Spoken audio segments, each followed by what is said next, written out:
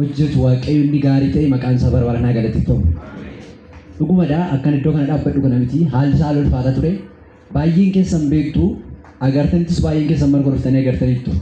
Sababiin isaa maaliif fuula keessa dhaabbachuu miti ol ka'ee nama dhaabbatee nama danda'ee siree ol ka'uu hin dandeenyedha. Garuu waaqayyo na gargaare waaqayyo immoo kadhannaa keessanis boo'icha keessanis waaqayyo dhaga'ee fuula keessa na dhaabe. Kanaaf mee waaqayyoon galata gashaa.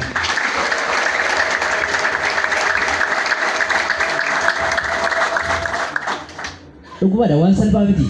Namoonni baay'een dhufanii arganiiru. Keessumaa poolisii gogaaddoon dhufee argeera baay'ee isaa haala keessa ture jechuudha.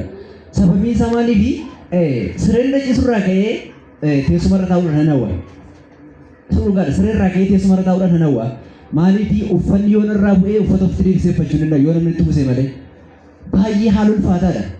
Haala baay'ee ulfaataa. Tamasgeen jiraatee nama fuuldura dhaabbatee uffatee dhaabbatadha namni yaada hin jiru. Tamasgeen hin du'a jedhanii baay'een isaanii abdii kutaniiru. Isa dhugaa immoo tamasgeen du'eerallee jedhanii namoonni bu'an jiru. Isa dhugaadha. Garuu waaqayyo immoo jidduu gale. Dhugumadha waaqayyo jidduu gale. Haalli kamisaa jiraatu lolli kamisaa jiraatu maaltu isaa jiraatu isin abdii kutina waaqayyo jidduu galeera. Sababiin isaa maaliif kakuun dura jira waan ta'eef amma kakuu keenya bira geenyutu waa tokko ta'uu hin dandeenyu. Kanaaf waaqayyo na gargaare maqaan isaa bara baraan haa ulfaatu. Inni na gargaare haa ulfaatu. Isa dhugaadha.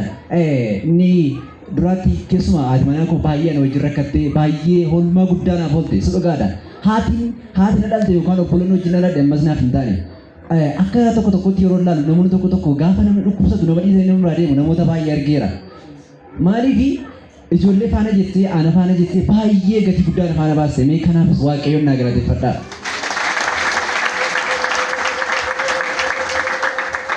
Gaafa akkas dubbatan waan salphaa fakkaata. Paastorri illee dhufanii ilaalaniiru maatii isaanii faana dhufanii arganiiru haala keessa ture hundumaa nyaata nyaachuu hin danda'u namadha kan na gurshu uffannaa uffachuu hin danda'u qulfii shaamsituu kana godhu qolfachuu hin danda'u amma kana keessadha.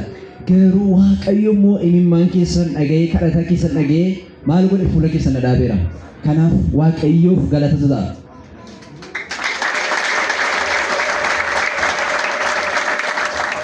Maqaan waaqayyoo ulfaatu. Na kallattii garaagaraatiin sabni waldaa kanas na gargaaree na bukkee dhaabbatee rakkina keessa na bukkee dhaabbatee kanaaf kanas waaqayyo sana eebbisiisuun barbaada. Barri keessa na eebbifamu namoonni garaagaraa baay'een keessa na bukkee dhaabbatanii na gargaartanii haala adda addaatti na gorsuudhaan naaf kadhachuudhaan na bukkee dhaabbatanii waaqayyo bara keessa na eebbisu. Waldaan kun illee akkasuma jaarsonni waldaa kanallee na gargaaranii haala ulfaata keessa na wajjin ta'anii waaqayyo bara keessa na eebbisu. Kanatti aansee sababii isaatiin hin jirreef egaa oolmaan waaqayyoo dubbatamee dhumuu hin danda'u.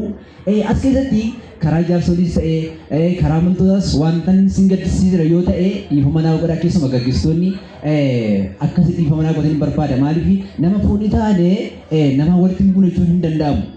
Sababiin isaa namni walitti bu'aa oola. Egaa haalli tokko tokko baay'een keessas beektuu sirrii mada jaarsoliin sanatti gaduu danda'u. Dhukkubni tokko gaafa namatti dhufu eessaan akka namatti dhufu beekuu qabna. Tokko waaqayyo biraa tokko waldaan kiristaanaa immoo haaboo qabdi. Jaarsoliin waldaa keessatti haaboo qabdi. Hidhuu fi siikuuf haaboo qabu. Kana keessumaa bara kana keessatti dhaloonni baay'een jaarsoliin waldaan nagaani. Gaggeessitoota nagaani. Sababiin isaa waaqayyooti isaan kaayara waan ta'eef. Kanaaf amantoonnis jaarsoliin waldaa dhagaa. Sababiin isaa dhuma dubbachuuf lola hedduu tureera. Yoo dhuma ifa godhee dubbadhee xiqqoo gaddeera garaan gochuudha. Maaliif dhukkubni koo gaafa mana yaalaa deeme hin argamu. Kanadha kan naan jedhan hin jiru. Eessis dhaqeera tokko hin argamu. Dhuguma dubbachuuf birrii baay'ee fixeera mana yaalaatti. Garuu dhukkubni koo argamuu hin dandeenye. Isaan booddee taa'ee maalinni sarii bakka lolli tokko jira. Sirriidha namoota baay'ee gaddisa tokko as keessatti jiru. Sababii kanaanis immoo ta'uu danda'a kan jedhu tokko taa'ee yaadeeran kana. Kanaaf iyyuu karaa kanas gaggeessitoota yoo gaddisa irra ta'e dhiifama isiniin jedha. Akkas dhiifama naa godhin barbaada. Karaa amantootaas dhiifama isiniin jedha. Waaqayyo bara keessa na eebbisu eebbifamaa kanaaf isa fuula keessa na dhaabe kana waaqayyoon naaf galateeffadhaa. Nama waaqayyo dhiifama godheef dhiifama gochuun dirqama ta'a. As qaba harka keessan.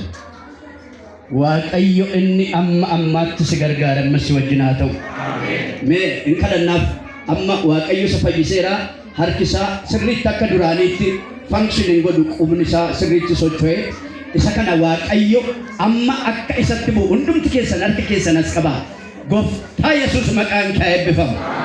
Ilaa saba kana fuuldura dhaabatee gadoof deebisee gaggeessitootas saba kanas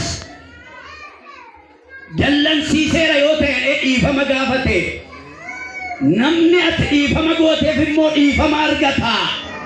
maqaa gooftaa Yesuusin ጨርሶ ፈውሱ የጸና ይሆን እላ እዶ ዱራ ቆፋት እንጀኑ ኢሰ ዱራ ጫላ ሀርክሳ ሚልሳ ሂድ ዲገሳ መታንሳ አመ ሚለሳት ሆጀቹ አከደንደው ጀባቹ አከደንደው ሀርክኬ ኢትሃቡ ሀርከ ሰበከናረ ዲበት ተጅራ ሀቦት ጅራ सबके जोलें चरकस आगर सालित कर साथ दिन समीरू हर की के ताबू अर्रुम वांता